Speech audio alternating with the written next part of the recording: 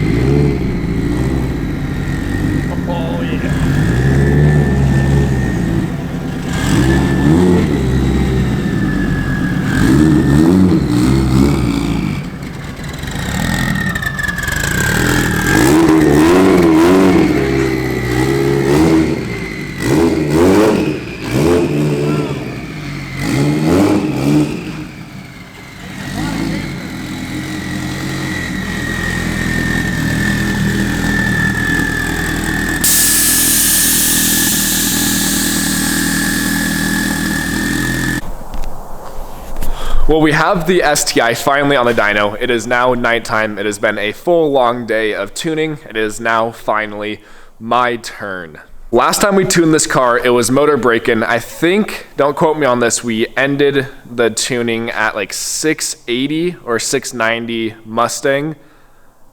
I think that's what the number is. So a little south of 800 if you were to convert it to a dyno jet. Tonight, I'm hoping we can get 760 Mustang.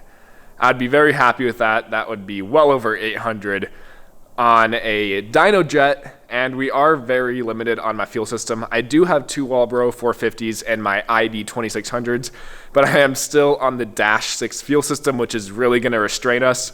I know I need to go ahead and just put the bigger fuel system in here. I've just yet to do that.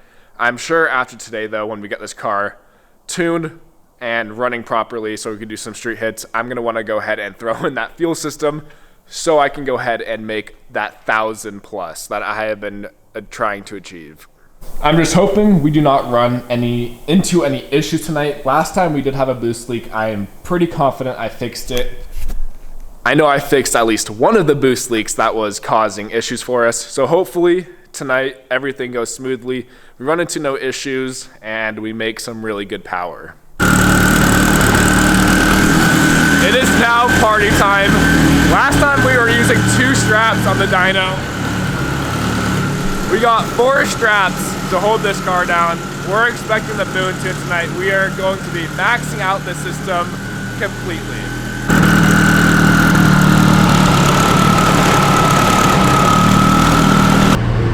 High sticks.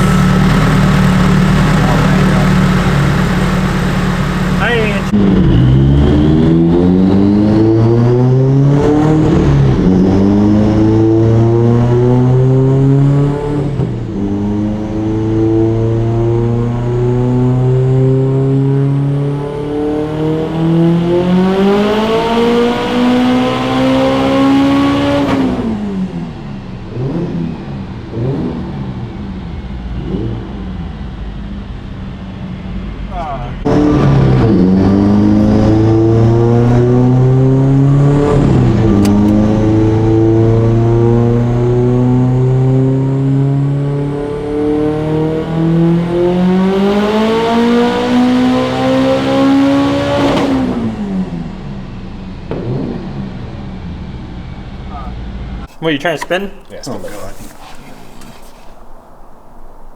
I spun it. No, just kidding. Good now. This shit's fucked. How's it feel a 6.4 just beat your car at less boost? Fuck me. Well, it is now the next day. Last night we were trying to tune my car, turn it up for more power, and then pretty much everything went sideways for us. I stopped recording because I was quite frustrated and did not want to record. What we're running into right now, and I'll explain more once we head back to Josh's, is last time when we were on the dyno, we ran out of boost limit, I guess. I think 34 pounds, and we were capped and made no more power with no more boost, which doesn't make any sense. This is a very large turbo. 42R should not be capped at 34 pounds. That's just when it's waking up. So we were trying to find boost leaks last night, could not find any on the dyno, and then we came to the conclusion the turbo might be shot on this car, not allowing us to build more boost. So that's kind of where we're at today. This morning I'm gonna go ahead and grab some tools that we need to do another boost leak test, and then try to figure out what exactly is going on. So what we ended up doing to sort of verify if the turbo is bad is we hooked the reference line up to the top of the gate, which essentially closes the gate, and the turbo does not have any limiting factor to it. So the turbo should have saw 70 pounds of boost on that hit, and we are still capped at like 40 pounds, even with no restrictions on the turbo whatsoever. It should have just maxed out that system completely, and we are still capped at 40 pounds. So either we have a very, very, very large boost leak, which I find unlikely, but possible, obviously. We're just not able to see anything on the dyno. Or, unfortunately, this new turbo I have for the STI is shot, and we need to go ahead and replace it. But at least I am thankful this car drove home, no issues. Drivability, the car drives fine, nothing is wrong in that factor. It's just once we get to the 40 pound mark, the car is done. So today we're gonna try to figure out what the issue is, because I want more power out of this car. I know Josh wants more power out of this car. We're just gonna dive in today and see what we can find.